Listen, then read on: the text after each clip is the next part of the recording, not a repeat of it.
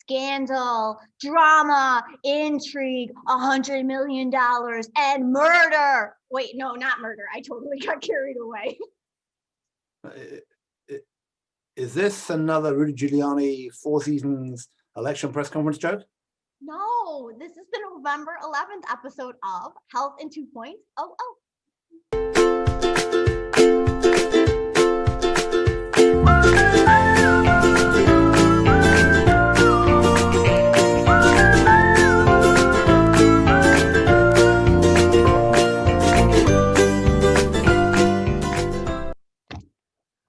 Really, with the Rudy Giuliani joke, you know, it's not too late to add murder into this mix here.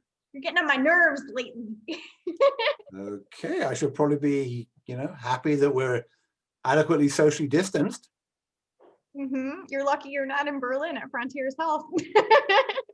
Oh, we're going to miss being in Berlin in Frontiers Health, but they're doing it next week online? Oh, it's this week. It's November 17th. No, November 12th and 13th, Thursday and Friday. And it's on in the morning in America and in the evening in Europe. It's more fun when you're in Berlin at the all-night disco. At the all-night disco and then drinking the good espresso at the little chic German espresso bar in the conference center. That's awesome. All right. We should probably stop reminiscing about the stuff we hadn't got because of the not only did our Teladoc stock go down yet again, but because of the vaccine, but because of the vaccine, we might even be able to get going next year. We may be at Frontiers next year. You never know. Andiamo. That means let's go in Italian. God, we're just so international on this show. Should we start? Rooster. All right. Rooster or no rooster? I think we should start. All right. $100 million and the timer just started. It's going to Carbon Health in a C round. This is impressive. Primary care, more money. So it's another of these primary care, Bay Area based primary care, goes selling direct to employers, but they've kind of pivoted and done a lot of work on COVID testing. So they're more COVID testing and they're now spreading to a bunch of different markets and they're growing fast. Seems to me this whole notion, ever since you've seen One Medical and also Oak Street and others go public, the whole concept of can we really build new primary care based practices is going pretty crazy. So we'll see how they do, but looks good so far while the stock market is still up. In fact, all those companies went up because of the vaccine, when Teladoc and American Well went down. Right.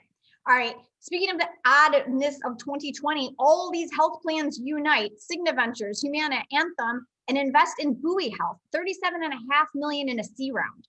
Actually, it's not Anthem, it's Optum because Anthem's in K Health, which is the Israeli one. Buoy is the American chatbot front end, which is now going to work all those health plans. I assume they're all in them, put money in. Won the Robert Johnson Foundation challenge 2 years ago. We're running that again next week. So. Oh, fantastic. All right. Scandal, there's a lawsuit. The former CEO of Navigating Cancer has sued Merck, their innovation venture fund. What's going on with this one, Matthew? Well, I mean, it doesn't sound great, right? It sounds like Gina Cook, the CEO, says that she was forced out by Merck and they turned down a buyout, which would probably have made her a lot of money, but wouldn't have made Merck that much money. So we'll see how it goes with the court, but not a pleasant lawsuit. All right, this was called NightWare, a DTX for PTSD to help wake people up from nightmares using the Apple Watch. They got FDA clearance. What do you think of this? There's a bunch of stuff happening with the Apple Watch, it seems like this week. Yeah, pretty cool, right? I mean, there's that. Robin von Fanny, by the way, has got her buzzing, it's called Face Touch Wear, so you shouldn't touch your face. This is pretty cool. It buzzes, it tracks your sleep.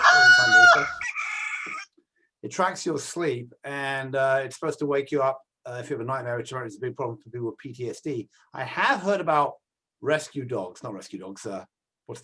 Sorry, I don't mean rescue dogs. I mean, I would I'm love confused because Joe Biden's got a rescue dog, and somebody on Twitter said, well, that means he's got some kind of disability. The dog's for people with disabilities. Service dogs. Emotional support dog? Yeah, emotional. Have been used frequently for veterans with PTSD. There's also a bunch of people using, a company I know called Teatros, who's in the Robert Johnson thing. It's been working with people with veterans with PTSD. But this sounds cool. This company, NightWare, Night-Wear, has only raised about $300,000. There was a story said they were trying to raise a couple of million last year. Presumably now they've got this clearance. Hopefully they have raised a couple, either they've been raising it, kept quiet about it, or they will. But that's good. There was another one you told me about, which was also Biomet, their My Mobility app. They just completed a study showing that like whatever they're able to do with that app on the Apple Watch is for knee replacement surgery patients works just as well as the physical therapy that they would get in a doctor's office. So Zimmer, which is a huge company, obviously putting in those knee replacement joints, is shown that with their app attached to a watch that they can actually get better outcomes from just giving someone a watch and pinging them to do their exercise and what have you. This is part obviously of a big trend over towards doing more with the watch.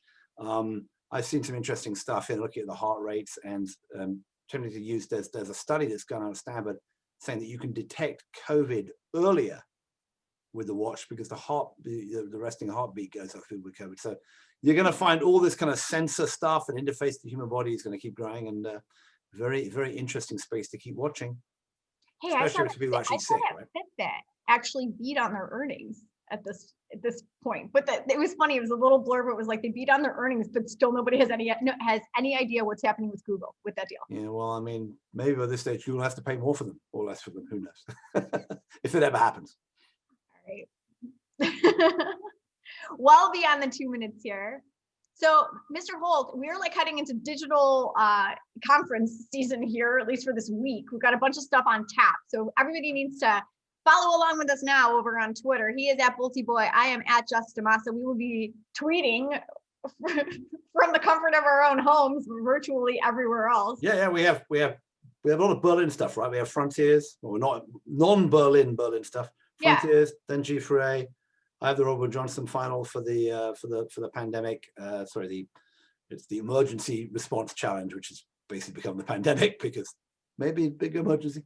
And that's all in the next few days. All coming up here. Next so week follow us on Twitter for those and check out the healthcareblog.com.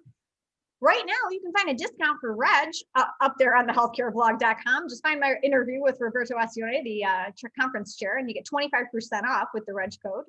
Hey. And while you're there, sign up for our email newsletter, which emailed out a Reg code discount. You can get 25% off the newsletter. It's 20% free, so it's 20. It's cheaper than free. I'd be paying you to sign up for it. So just sign up for our email newsletter. You get all sorts of great content from the blog, curated and delivered directly into your inbox. Mr. Holt, man, how I wish we were in Berlin. Wiener Schnitzel. No, that's not what they've been in. Pints of beer. I went there like 3 times last year, and maybe my quota was up. Okay. I don't know what to say to your enthusiastic exclamation of Wiener Schnitzel. So let's just leave it there. All right. We'll see everybody soon. Take care, everyone. Bye.